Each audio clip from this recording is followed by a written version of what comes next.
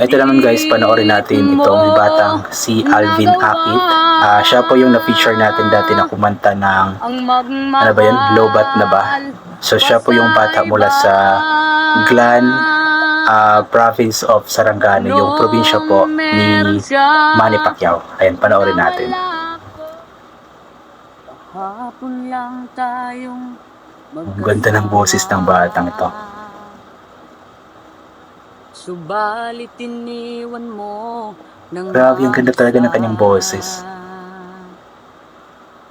Ako ngayon nalulumbay. Para siyang, basta ang ganda ng boses. Na parang ayaw ko nang mabuhay.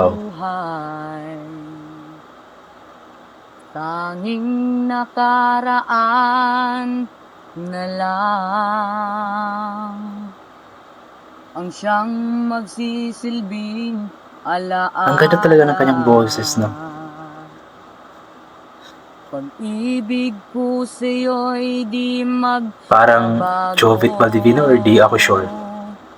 Kahit ako'y iniwan Nakaupo mo. pa yan, ha?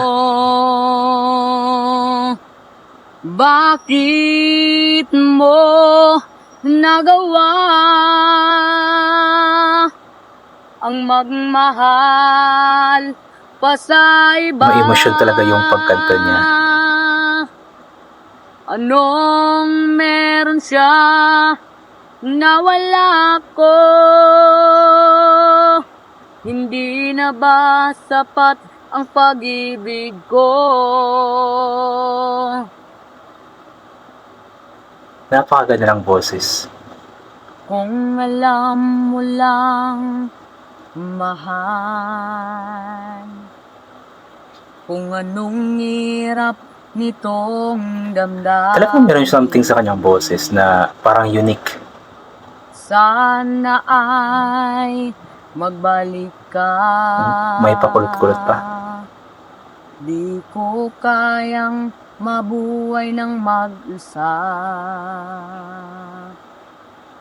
Tanging nakaraan na lang ang siyang magsisilbing alaala. Ang ganda ng boses ng batang ito.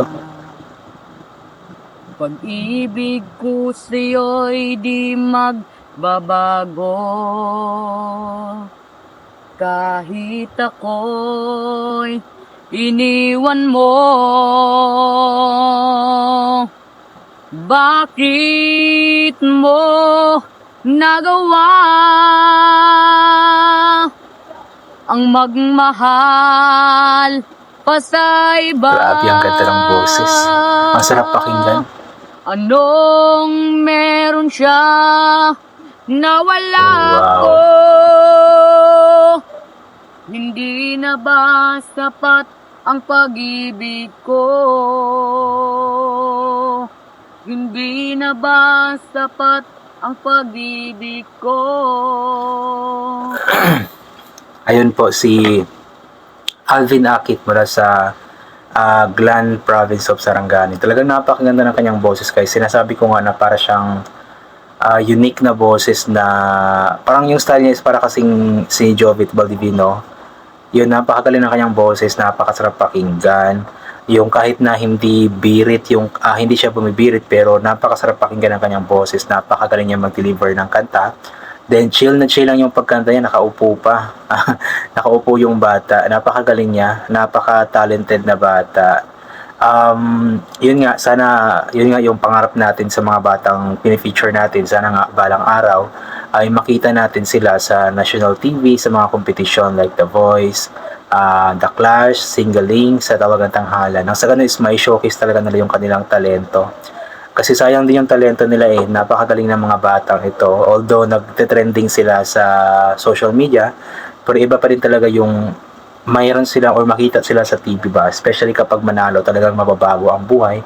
Especially dito kay Alvin Akit na alam naman natin na mahirap talaga ang buhay. Pagdating kung nakatira ka sa bundok, mahirap talaga ang buhay. So we'll hope na sana balang araw itong talento niya sa pagkanta ay makatulong sa kanya, sa kanyang pamilya para makaahon sila sa kahirapan.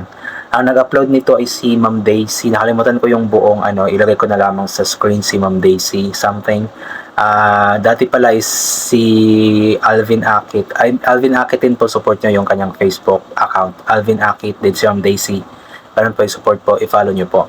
So itong si Alvin pala dati is kinupkop ito ni Ma'am yata, Ma'am Daisy, doon nakatira sa kanya, pinapaaral. But I'm not sure I'm not sure ngayon kung andun pa din siya.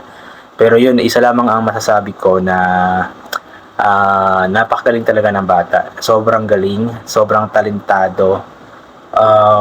Yung boses talaga is napaka-chill-chill lang. Alam mo yung ang sarap pakinggan, yung parang nakikinig ka ng radyo, ganoon yung boses, napaka-chill lamang, napakagaling ng pagkakanta, napakagaling ng pagka-deliver ng kanta. So, kudos sa iyo, Alvin Akit. Well, hope na marami ka pang magiging cover songs. Sa abangan namin yung mga cover songs mo. Kasi, yun, masarap pakinggan eh.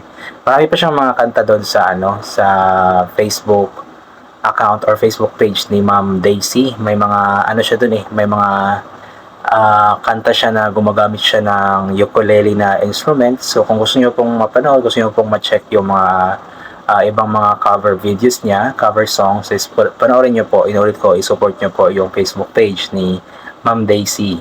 At maging sa Facebook account ni Alvin Akit, i-follow niyo din po kasi I'm sure nag-live naman siya minsan doon. Di ko pa kasi na-check yung account niya. Yung Kabab Daisy pa lamang. So yun, ang dami ko nang sinasabi. Ayun guys, ano pa ba? Ayun, so yung Glan pala guys, Glan Sarangani Province, inuulit ko. Ito po yung province ni Manny Pacquiao. Lugar po ito na nasa northern part yata ng northern part ng Mindanao or eastern, I'm not sure. So yun guys, hanggang dito na lamang po itong gagawin ko na reaction video tungkol nga po sa pagkanta ni Alvin Akit mula sa Glan Sarangani Province. So ugaliin po natin magdasal o pasalamat palagi sa lahat ng mga bagay na ating natatanggap kahit hindi man po natin ito hinihingi, and always po tayong mag-iingat sa lahat ng mga lakad natin. Always magdala ng payong or ng proteksyon sa ating katawan, proteksyon sa katawan kapag umaalis tayo kasi syempre mainit tapos bigla-biglang umuulan. So yun po yung mga factor kaya nagkakasakit po tayo, especially kapag mahina yung immune natin. So okay po natin mag-inom din ng mga vitamins, mga something na makakapag-protect sa ating immune system. Ayan. So yun guys, inuulit ko, hanggang dito na lamang po itong gagawin ko na reaction video. Mag-iingat po tayong lahat palagi. And God bless po sa ating lahat. Bye for now po. God bless, and bye-bye po.